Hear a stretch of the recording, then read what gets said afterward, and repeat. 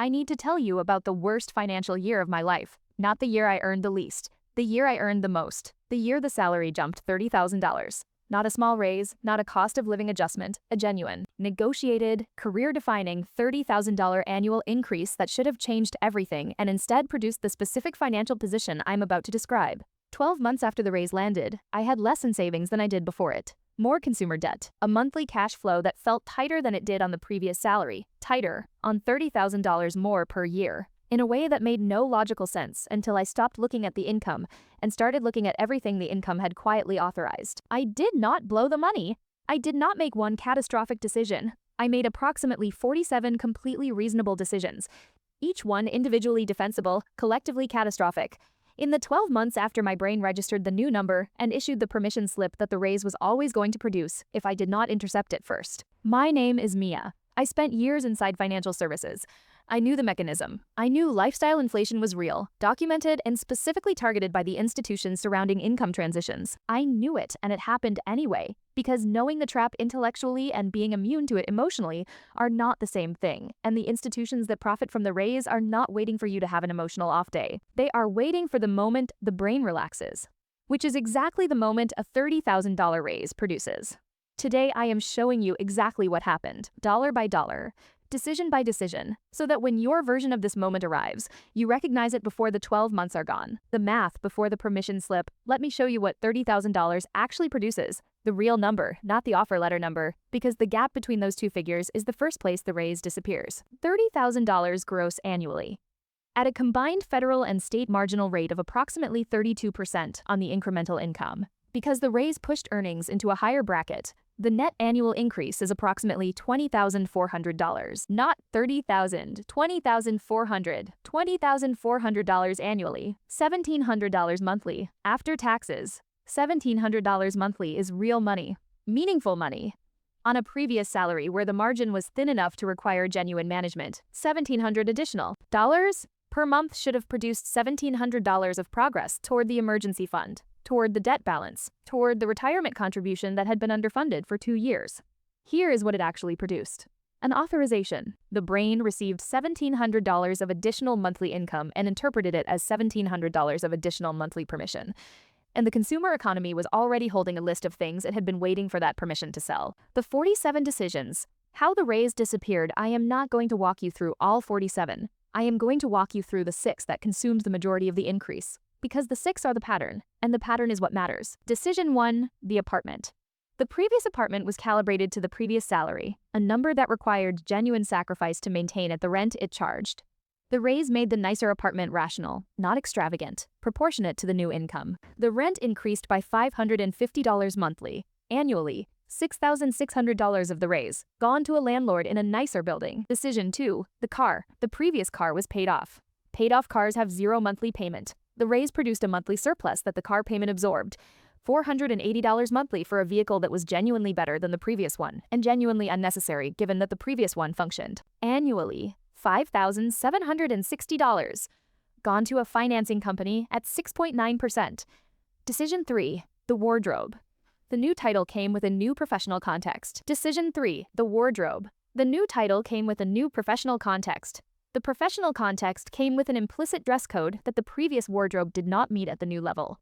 $3,200 across the year. Gone to clothing that was necessary and would not have been purchased without the permission slip the raise issued. Decision 4, the dining recalibration. The peer group that came with the new role had a different spending baseline. The meals, the events, the we should celebrate cadence of a professional environment where everyone earns what I now earned, consumed approximately $2,100 annually above the previous baseline. Each meal individually reasonable. Collectively, a recurring monthly commitment I had never budgeted for because it had not existed before the title changed. Decision 5, the subscriptions. This one is almost embarrassing.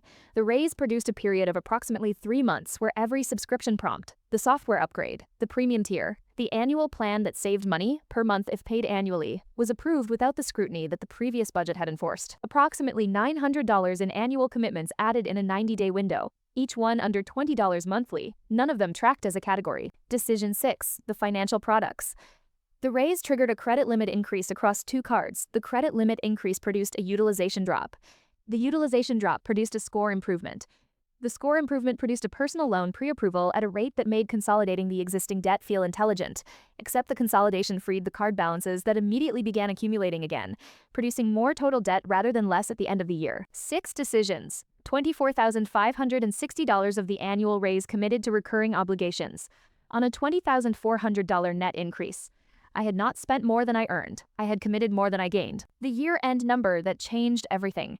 Here is what the account showed at month 12. Savings balance lower than pre-raise by approximately $1,800 because the subscription window and the wardrobe spend had briefly exceeded the cash flow even after the raise landed. Consumer debt higher than pre-raise by approximately $4,000 because the credit limit increase enabled spending that the previous limit had physically prevented.